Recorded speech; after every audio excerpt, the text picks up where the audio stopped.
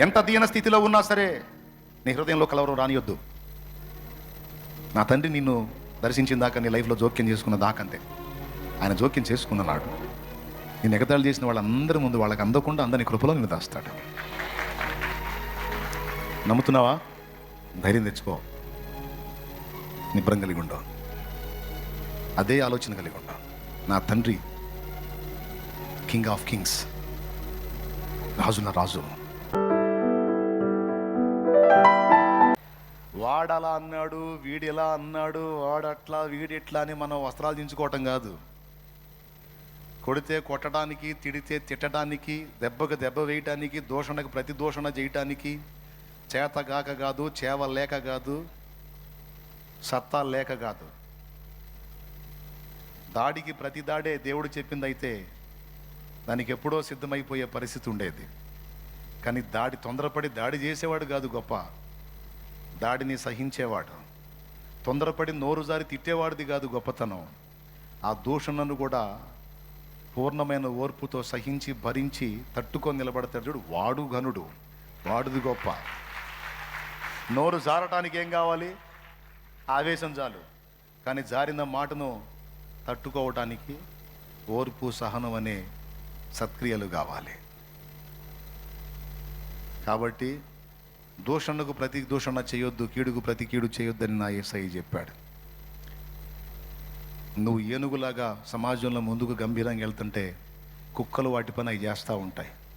వాటి జాతి లక్షణం, వాటి తప్పే ఉంది. ఇప్పుడు మరి బజార్లో అంత లావది పోతుంది, మరి బజార్ మొత్తానికి సరిపోయి అంత ఆకారం పోతుంది. కుక్క గుండె జారిపోదు, అమ్మో ఇదేందిరా నాయన ఇంతలా ఉందని. అప్పుడు ఒక కుక్క ఆగిద్దా? కుక్కలన్నిటిని పిలుచుకుంటుంది. అవునా? మొత్తం బజార్లో ఉన్న కుక్కలన్నీ ఏకమవుతాయి, అన్నీ కలిసి గౌమంటాయి. ఏనుగు లక్ష్య పెట్టిద్దా? కుక్క గారు, నేను మిమ్మల్ని ఏమన్నా అన్నా? అసలు మిమ్మల్ని తాకి అన్నా? మిమ్మల్ని తలంచి అన్నా? మీ గురించి ఏమన్నా? ఎందుకండి నా మీద అట్లా ఎగబడుతున్నారు కుక్కలు? కుక్క గారు అని ఎప్పుడన్నా ఏనుగందా? అబ్బే, ఏనుగు వెళ్తుంటుంది, ఆ కుక్క గౌ అని బజార్ కుక్కలన్నీ ఏడాడు కుక్కలంటే పోగు చేసేది. ఎన్ని కుక్కలు వచ్చినా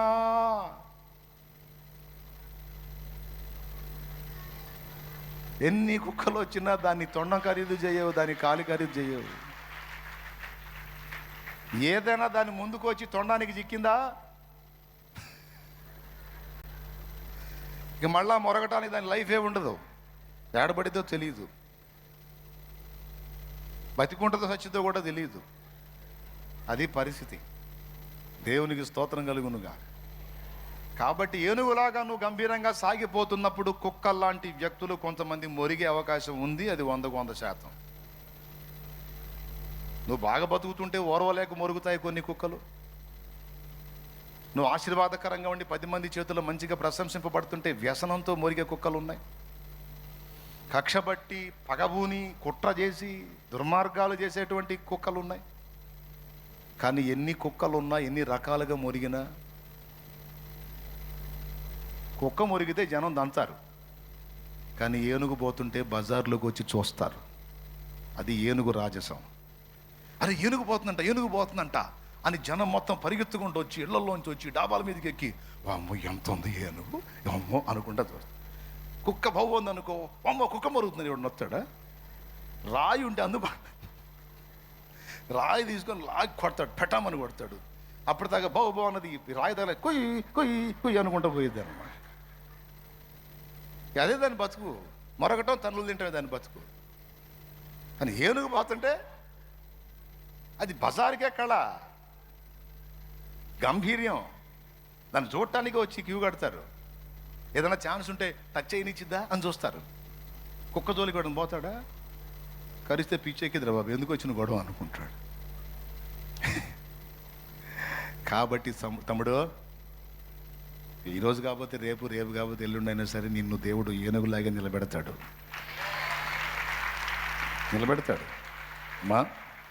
నిలబెడతాడురా. రాజసంగానే నిలబెడతాడు. నిన్ను తలగా నియమిస్తాడు కానీ తోకగా నియమించున్న దేవుడు. అప్పుడైనా లేకపోతే ఇప్పుడైనా నిన్ను మొరిగే కుక్కలు ఎప్పుడు కొన్ని ఉంటాయి. అస్సలు పట్టించుకోద్దు ఆ కుక్కల్ని. పట్టించుకున్నావా నీ హోదా దిగజారిపోయిద్ది. అది ఏనుగంతటిది కుక్కకు తిరిగిందంటే కుక్క గొప్పదైపోయింది. అది కుక్క ఎంత గొప్పదిరా, అంతలా ఏనుగు నిలేసింది అని జనం అంతా ఏనుకెళ్ళి కాదు కుక్కకెళ్ళి చూస్తారు. అర్థమైందా? కుక్కను పట్టించుకోపోతేనే ఏనుగు రాజసం. కొన్ని కుక్కలకు అర్థమైంది ఈ విషయం. దేవునికి స్తోత్రం కలుగును గాక. హల్లెలూయా, హల్లెలూయా, హల్లెలూయా. దేవునికి మహిమ కలుగును గాక. అర్థమైందా? కొన్ని ఉన్నాయి జాతి తక్కువ కుక్కలు, ఆ కుక్కలకు అర్థమైంది ఇప్పుడు ఈ విషయం. కాబట్టి ఎన్ని కుక్కలు మురిగినా నీవు లక్ష్య పెట్టవద్దు. నీవు యూదా గోత్రపు సింహం బిడ్డవే. రాజసంగ వెళ్ళిపో, రాజసంగ వెళ్ళిపో, రాజమార్గములో నన్ను నడుపుచున్న రారాజు నీవేగా. రాజమార్గములో నన్ను నడుపుచున్న రారాజు నీవేగా. నీ కృప నిత్యముండును, నీ కృప నిత్య జీవము, నీ కృప వివరింప నా తరమా యేసయ్యా. నీ కృప నిత్యముండును, నీ కృప నిత్య జీవము, నీ కృప వివరించ నా తరమా యేసయ్యా. నీతిమంతుల గుడారాలలో రక్షణ సంగీత సునాదము. నీతిమంతుల గుడారాలలో వినబడుచున్నది రక్షణ సంగీత సునాదము. నీ కృప నిత్యముండును, నీ కృప నిత్య జీవం, నీ కృప వివరింప నా తరమా యేసయ్యా. హల్లెలూయా. ఎంతమంది సంతోషంగా ఉన్నారు? అరే రే కుక్కల గురించి చెప్పేసరికి మీకు ఎంత హ్యాపీ అనిపించిందండి. దేవునికి మహిమ. ఈ కుక్కలు మీ వెంట కూడా పడతాయి. ఆయన లక్ష్య పెట్టద్దు. నువ్వు యేసయ్య అశ్వానివి, యూదా గోత్రపు సింహం పిల్లవి. అది ఓకేనా? ప్రశాంతంగా ముందుకు సాగిపో. మోసపోవద్దు, కలవరపడద్దు, కంగారు పడద్దు. అదంతా పిల్లవాడి తలంపు. ఎవరి తలంపు? పిల్లల తలంపు. యోచన ఏంటో, మాటలేంటో మరోసారి ధ్యానిద్దాం. ఈరోజు చెప్పిన విషయాన్ని దృష్టిలో పెట్టుకోండి. అక్షయమైన దాని గురించి ఎక్కువ ఆలోచన చేయండి. గోళీలాటను ఆడిన ఒకనాడు ఈరోజు అదే గోళీలు చూసి నవ్వుకుంటున్నాం మనం. రేపు దేవుడిచ్చి అక్షయమైన దాన్ని పొందుకున్నప్పుడు క్షయమైన దానికోసం మనం ఎంత యాతన పడ్డామో అది చూసి నవ్వుకుంటాం, సిగ్గుపడతాం. ఆనాడు నీకున్న రూపాయికి 10 గోళీలు వచ్చినాయేమో, ఈరోజు నువ్వు సంపాదించిన ధనానికి లక్షల గోళీలు వస్తాయి. అవునా? అలాగే ఈరోజు నువ్వు వెంపర్లాడుతున్నటువంటి ఏదైనా, నువ్వు పొందిందైనా పోగొట్టుకుందైనా, ఆఖరికి వ్యక్తులతో సహా రేపు అక్కడ మహిమలో పోల్చినప్పుడు ఇక్కడిది ఎందుకు కొరగాదు. ఇది ఫస్ట్ గుర్తుపెట్టుకో. Praise the Lord. దానికంటే ముందేం చెప్పాను? ప్రేమ యొక్క ప్రాముఖ్యత చెప్పాను. అసలు ఆ ఒక్క మొక్కతో చెప్పి ఆపేసేయచ్చు, కానీ ఎందుకో ఇది కూడా చెప్పాలనిపించింది చెప్పా. ప్రేమ విలువ తెలుసుకొని ప్రేమ కలిగి నడుచుకో. ప్రేమను బట్టే ప్రజల్ని ప్రభావితం చేయగలవు. ప్రేమ లేకపోతే కష్టం. ఇంటా బయట మనుషుల్ని గెలవాలంటే ప్రేమకు మించిన ఆయుధం ఇంకొకటి లేదు. అది సాధన చేయి, ఫస్ట్ది. రెండవది, పిల్లవాని దగ్గర నేర్చుకోవాల్సిన సుగుణాలు కొన్ని ఉన్నాయి, నేర్చుకోకూడని బలహీనతలు కొన్ని ఉన్నాయి. వాటిలో ఒకటి మోసపోయే తత్వం, అల్పమైనవి శాశ్వతమైన భ్రమించే తత్వం. వాడికి తెలియదు. పెద్దవాళ్ళు మనకు తెలుసు. వాడు పోయి తనులు తింటుంటాడు గోళీలు ఆట దగ్గర. అరే గోళీలు రా, ఎంత రా అవి అంటాం మనం. లేదు డాడీ ఇవే నాకు కావాలంటాడు వాడు. అలాగే పిల్లల మనసు ఏంటంటే అల్పమైన వాటిని స్థిరమని భ్రమిస్తారు, అల్పమైన వాటిని ప్రేమిస్తారు, అల్పమైన వాటి కోసం ఆరాటపడతారు. పిల్లల మైండ్ అది. యేసయ్య మహిమతో మనల్ని చూసినప్పుడు మనం వాటి కోసం వీటి కోసం ఏడుస్తుంటే ఆయన పక్కన కూర్చొని ఏమంటాడు తెలుసా? నా కుమారి, అవి అల్పమైనవిరా. నా కుమారుడు ఆ అల్పమైన వాటి కోసం ఎందుకు దిగులు పడుతున్నావు, ఎందుకు కలవర పడుతున్నావు, ఎందుకు యాతన పడుతున్నావు? నీకు కావాల్సినవన్నీ నేను ఇస్తా కదా, ఈ భూమి మీద నీ మనుగడ సాగాటానికి కావాల్సినవన్నీ నేను ఏర్పాటు చేశా కదా. నీ మైండ్ అడ్డుపెట్టు, నా వైపు పెట్టు, నేను ఇచ్చే వాటి వైపు పెట్టు, నా చిత్తం వైపు పెట్టు. వాటి గురించి ఎందుకు నువ్వు దిగులు పడుతున్నావు? గోళీలాట కోసం పిల్లవాడు గోళీల కోసం తపన పడితే మనం ఎంత బాధపడతామో, ఈరోజు గోళీల కంటే హీనమైన అల్పమైన లోక భోగాల కోసం మనం యాతన పడుతున్నప్పుడు దేవుడు అంతే బాధపడతాడు. సరి చేసుకుందాం. ఇవి అల్పమైనవి నాకు తెలుసు ప్రభువా, అయినా భూమి మీద నేను మనుగడ సాగించాలి గనక, నలుగురిలో ఒక్కడిగా నేను ఉన్నాను గనక ఏదో మానవ సంబంధంగా యాతన పడుతున్నాను, కానీ ఇవన్నీ నాకు పర్మనెంట్ కాదు, అక్షయమైంది నీ దగ్గర ఉందని నాకు తెలుసు. నువ్వే నాకు ఎప్పటికీ శాశ్వతం అని తెలుసు, నీ మహిమే నిజమని తెలుసు అని దేవుని వైపు మళ్ళుకో. సాతాను చేసే మోసాన్ని స్వాగతించవాక. దిగులు పడతావా, కృంగిపోతావా, కలవరంలో బతుకుతావా?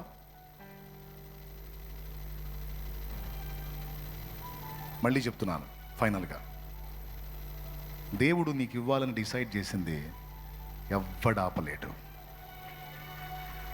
కోటి శక్తులు ఏకమైనా సరే దేవుడు నీ కోసం చాపిన బలమైన బాహుని ఎవ్వడు రద్దుపరచలేడు. దేవుడు నీకు అది ఇవ్వద్దు అనుకున్నాడంటే నువ్వు ఎన్ని తిప్పలు పడినా నీకు అది అందదు. అదే దేవుడు నీకు ఇవ్వాలని డిసైడ్ చేస్తే ఎన్ని శక్తులు ఏకమైనా ఆ చేతిని రద్దుపరచలేదు. బాహు చాపినవాడు యెహోవా, దాన్ని రద్దుపరచగలవాడెవడు. హల్లెలూయా. ఓకేనా? నా తండ్రి నీకు అనుగ్రహించింది నీ పిల్లలకు అనుగ్రహించింది తప్పకుండా పొందుతారు. ఈ మాట విశ్వసించాలి. విశ్వసించి కలవరం వదిలేయాలి. హన్నా గురించి బైబిల్లో ఒక మాట రాస్తుంది. సంతానం లేని గొడ్డాలుగా ఉన్న హన్నా షిలోహులోనున్న మందిరంలో హృదయం కుమ్మరించుకొని ప్రార్థించుకొని ఏడుస్తున్నప్పుడు ఆమె ప్రార్థనలో మాటలు మానేసి మూలుగుతుంటే దైవజనుడైన ఏలి అన్నాడు, ఎందాక నీవు మత్తురాలు అయి ఉంటావు, తాగి మందిరంలోకి వస్తావా అంటాడు. ఆమె అంటది, నేను తాగలేదు, నేను తాగుబోద్దని కాదు, నేను యెహోవా సముఖంలో పిల్లలు లేని గొడ్డాలని గనక నా బాధని నా హృదయాన్ని కుమ్మరించుకుంటున్నాను నా దేవుని సన్నిధిలో అన్నప్పుడు ఆయన బాధపడి, అర్రే నేనే పొరపాటు పడ్డాను అని, అమ్మా నీవు ఆశించినట్టే నా దేవుడు నీకు జరిగించుగాక, తప్పనిసరిగా నీకు దేవుడు సమాధానం ఇస్తాడు పో అంటాడు. బైబిల్లో రాస్తుంది, నిజంగా దేవుడు అనుగ్రహించి నాకు సంతానాన్ని ఇస్తే నేను ఆ సంతానాన్ని వాణిని యెహోవాకు ప్రతిష్ఠిస్తానని తీర్మానం చేసుకొని వెళ్ళిన హన్నా నాట నుంచి దుఃఖముఖిగా ఉండుట మానేను అని రాస్తుంది. ఏం మానేసింది?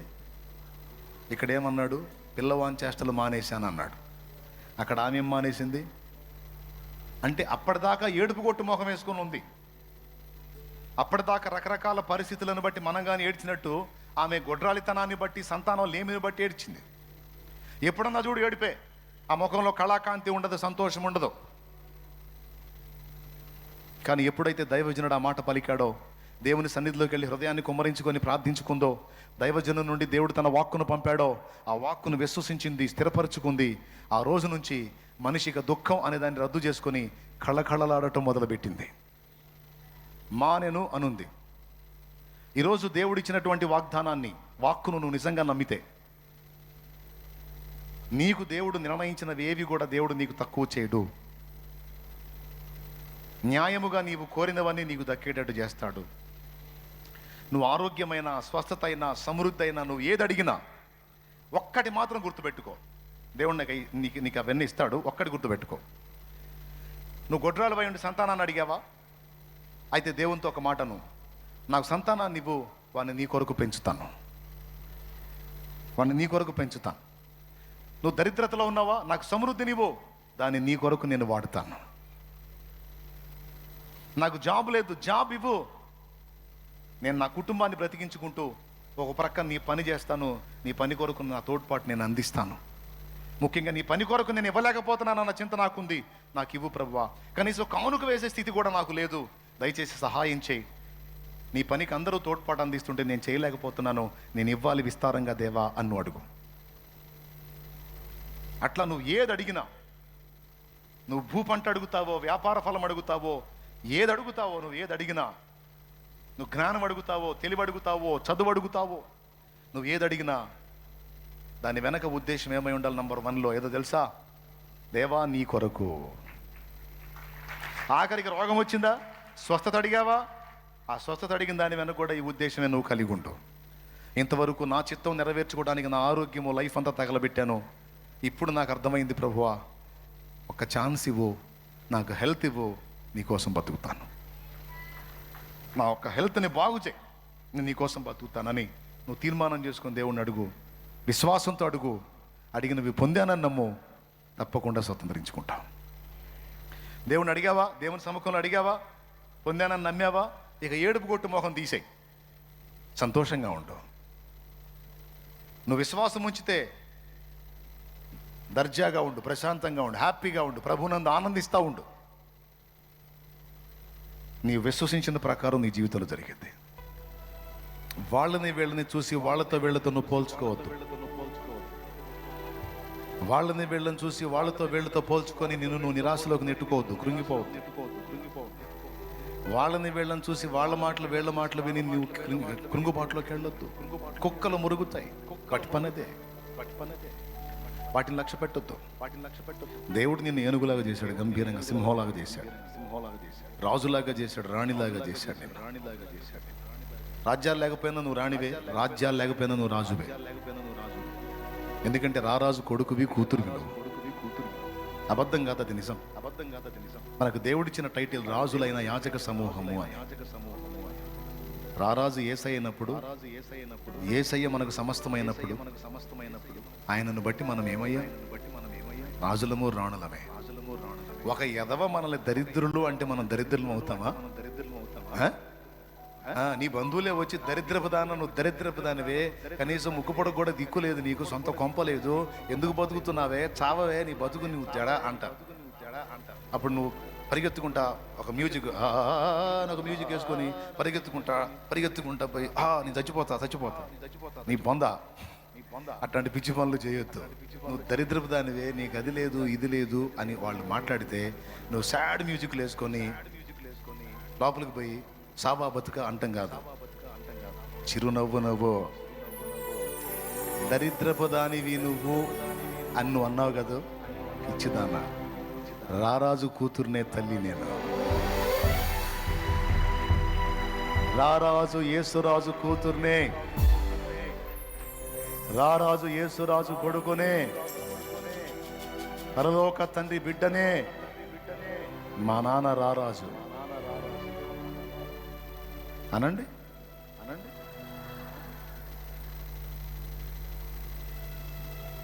మీరంటున్నారా? వాళ్ళని అనండి అనమంటున్నా. మీరు అనండి. ఎన్ని అంటారో అనండి, ఎన్ని ఎగతాళి చేస్తారో చెయ్యండి, ఎంత హేళనగా మాట్లాడతారో మాట్లాడండి. నా తండ్రి జోక్యం చేసుకునేంత వరకే మీ డైలాగులన్నీ. నా తండ్రి జోక్యం చేసుకున్నాడు, మీరెవ్వరూ అందుకోలేనంత కృపలో నేను ఉంటా. నా తండ్రి నా లైఫ్లో జోక్యం చేసుకున్న దాకా ఎవరి డైలాగులైనా, నా తండ్రి నా జీవితంలో తన హస్తం చాపిందాక ఎవరి మాటలైనా, నా తండ్రి నా పక్షంగా కదిలిందాక ఎవరి మాటలైనా, ఎవరి హేళనైనా, నా తండ్రి నా లైఫ్లో జోక్యం చేసుకున్నాడు. మళ్ళీ మాట్లాడడానికి మీకు సౌండ్ కూడా ఉంటుంది. ఎందుకు తెలుసా? నేను రాజాదిరాజు బిడ్డనే. ఆయన రక్తంతో నన్ను కొన్నాడు, ఆయన ప్రాణం ఇచ్చి నన్ను కన్నాడు. ఇది నిజం. కాబట్టి మీ మాటలు నేను లక్ష్య పెట్టను. ఇది డైలాగ్, విశ్వాసుల డైలాగ్ అది. అంతేగాని వాళ్ళు ఇలా అనగానే వెంటనే సాడ్ మ్యూజిక్లు వేసుకొని పరిగెత్తుకుంటా వెళ్ళి సావు బతుకు ఇట్లాంటి సోది వ్యవహారాలు వదిలే, ఎన్ని కాదు. నేను పిలిస్తే పరుగున విచ్చేస్తారు, నేను స్తుతిస్తే నా ప్రార్థన లకిస్తారు. నేను పిలిస్తే పరుగున విచ్చేస్తారు, నేను స్తుతిస్తే నా ప్రార్థన లకిస్తారు. నేను ఏడిస్తే లాలించి ఓదారుస్తారు. ఓ ఎంత గొప్ప ప్రేమ నా యేసుకి, ఓ గొప్ప ప్రేమ నా యేసుకి, నేను పిలిస్తే పరుగున విచ్చేస్తారు, నేను స్తుతిస్తే నా ప్రార్థన ఆలకిస్తారు, నేను ఏడిస్తే లాలించి ఓదారుస్తారు. ఓ ఎంత గొప్ప ప్రేమ నా యేసుకి, ఓ ఎంత గొప్ప ప్రేమ. దేవునికి మహిమ, దేవునికి మహిమ. ఎంత దీన స్థితిలో ఉన్నా సరే నీ హృదయంలో కలవరం రానియొద్దు. నా తండ్రి నిన్ను దర్శించిన దాకా నీ లైఫ్లో జోక్యం చేసుకున్న దాకంతే. ఆయన జోక్యం చేసుకున్నాడు. నిన్ను ఎగతాళి చేసిన వాళ్ళందరి ముందు వాళ్ళకి అందకుండా అందని కృపలో నిన్ను దాస్తాడు. నమ్ముతున్నావా? ధైర్యం తెచ్చుకో, నిబ్రం కలిగి ఉండవు, అదే ఆలోచన కలిగి ఉండవు. నా తండ్రి కింగ్ ఆఫ్ కింగ్స్, రాజుల రాజు, నాకు చింత లేదు. ఖచ్చితంగా నా లైఫ్లో జోక్యం చేసుకుంటాడు. నా కన్నీళ్ళు ఆనంద బాష్పాలుగా మారుస్తాడు, నా అవమానాన్ని కొట్టివేస్తాడు, నా నిందని కొట్టివేస్తాడు, నా తలను పైకెత్తుతాడు. సిగ్గుతో అవమానంతో నేను నించిన తలని ఆయన నా ఎదుటికొచ్చి నా తలను పైకెత్తుతాడు, నన్ను తన గుండెలకు హత్తుకుంటాడు. నా యేసురాజు నిత్యము నాకు తోడున్నాడు. నా యేసయ్య నాకు తోడుగా ఉన్నాడు, నాకు తోడుగా, నాకు తోడు. నరమాత్రులు నాకేం చేయగలరు? నాకేం చేయగలరు? నరమాత్రులు నాకేం చేయగలరు? నాకేం చేయగలరు? ధైర్యం తెచ్చుకొని ధైర్యంగా ఉండాలి. పిల్లల్లో రెండవది కలవరం. చిన్నదానికి భయపడే నైజం, అది కలిగి ఉండొద్దు. పిల్లల్లో మొదటిది మోసపోయే తత్వం అయితే, రెండవది చిన్నదానికి కలవరపడే తత్వం, మూడవది అల్పమైనవి స్థిరమైనవి అని భ్రమించే తత్వం. పిల్లల్లో గోళీలు ఎంత, కానీ వాటి కోసం వాడు ఎంతగానో దిగిస్తాడు. అల్పమైనవి గొప్ప అనుకునే తత్వం, మోసపోయే తత్వం, చిన్నదానికి కలవరపడే తత్వం. ఈ మూడు మనం కలిగి ఉంటాం. వాటిని అధిగమించాలి. దేవుణ్ణి బట్టే. ఆమేన్.